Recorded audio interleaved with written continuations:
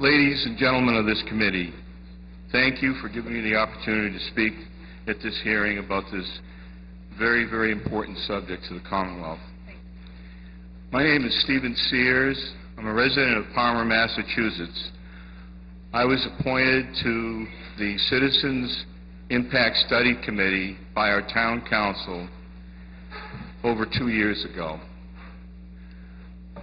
I've spent the better part of the last 2 years as part of the study committee assessing the impacts that a casino would have on our community. We were charged with identifying those impacts and trying to also to figure out how they could be mitigated.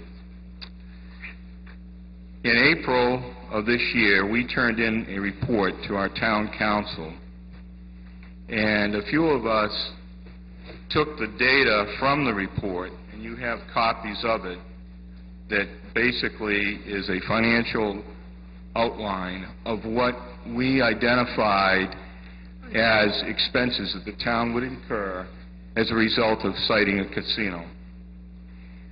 What we did in our investigation was we interviewed the department heads in the community, those people who are responsible annually for doing their own departmental budgets. And we said, okay, making all of these assumptions, Palmer has looked at casinos for over 10 years. What have you identified as expenses that our town would experience if a casino was sited there?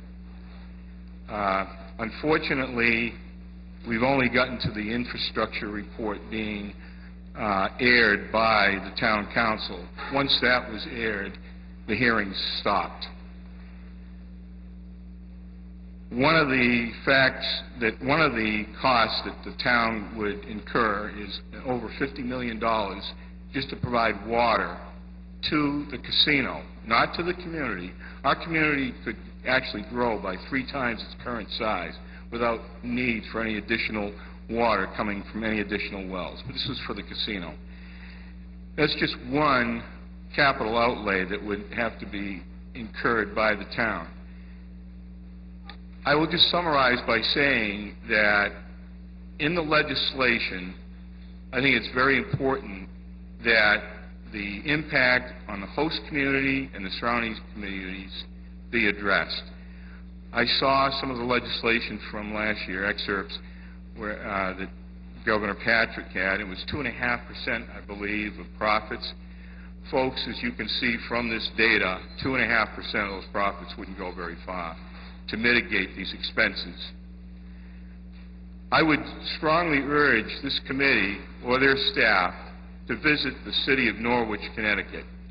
They have been seriously impacted as a bedroom community of Mohegan Sun and Foxwoods, dealing with the cost of running their community, the impact on the public school system, and all the other services provided to communities. I will say one more point, and this is a result of the testimony this morning, and it had to do with legislation and sovereign nations and the prospect of siting a casino in Middleborough. In New York State, when Governor Cuomo was negotiating with the Indian tribe for the casino Turning Stone in Verona, New York, basically what he negotiated was send all the revenues to Albany and we'll divvy them up. Unfortunately, this has created a significant burden to that county that Verona is sited in, exists in. And there is no opportunity, as is stated in the Spectrum report, for any further negotiations, any further leveraging after the legislation that would allow for gambling to exist in the state. You then become the wards of the Bureau of Indian Affairs and the Department of Interior. You'll be taking your orders from Washington.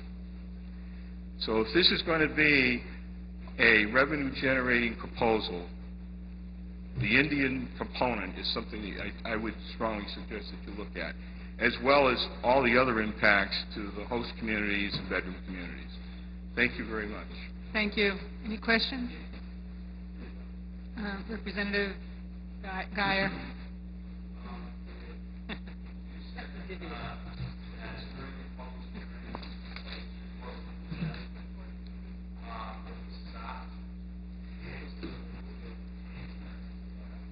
There were subcommittees that were established within the confines of the committee. The subcommittee for infrastructure gave their report, and that was pretty much represented in the first page. Police department, fire departments, our local hospital. We have water districts in our town. We have 4 villages. We have water districts for each one of them. And the water districts came forward after that report and substantiated these findings as well. We have been told by town council that they were going to invite us back. We've never been invited back to give up the other subcommittee reports. And to further it, you were told today that 5 out of 9 of the councilors have sent letters in. They've sent letters in without even assessing the report that they asked for the study that took 2 years to do before they came up with their conclusions that the casino deal, which there is no deal, there's been no commitments, no contracts with the developer in our community, is a good thing for our community.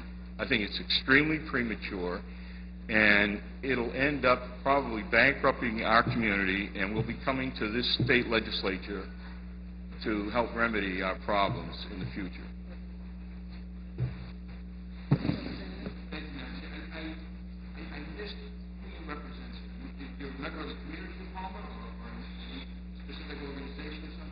I'm somewhat of a tourist. I've only lived there 27 years, sir. I was asked, I've served on various fact-finding and feasibility studies for our town government over the years.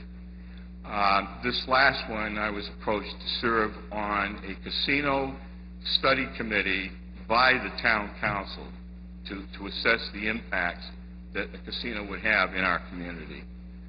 So I was sworn in, and we had to sign a pledge saying that we wouldn't go to work for a casino for the next 3 years, regretfully. Anyway, but that's my origin. On the second page, this was submitted to town council. I was curious as to why they had representatives from the town asking for casinos. Did they have an opportunity to see this? Absolutely. Yes, in fact, if you all want to read the entire text of the report, you can go to our town website. It's on there. These numbers are extraordinary. You're right. The town would be in very difficult space. Absolutely. If these numbers are accurate, I'm not saying they're not. Again, Representative, if you go to the town website, you'll see the report.